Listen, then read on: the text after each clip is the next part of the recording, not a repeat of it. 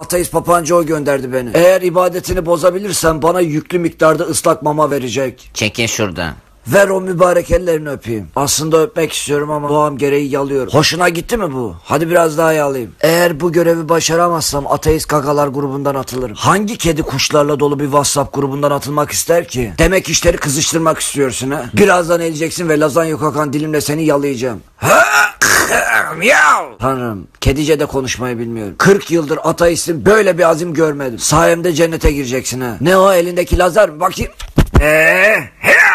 Defol şuradan. Defolmam ki. Niye defolayım? Herkes görevini yapsın. Ben bir ateistim. Günah point kazanmam lazım. Hey devil! Duy sesimi. Bu adam tusundan bile çıksa namazı bırakmayacağı benziyor. Doğru bildin serseri. Tamam eğil, hiçbir şey yapmayacağım. Gerçek. Takkeni çıkartırsam bozuluyor mu acaba? Bozamazsın ki. Keşke bir kablo olsaydın. Seni kemirerek bozardım. Sen selam verene kadar bozdum. Eğer bozamazsam canımı okursun. Ama her neyse 8 tane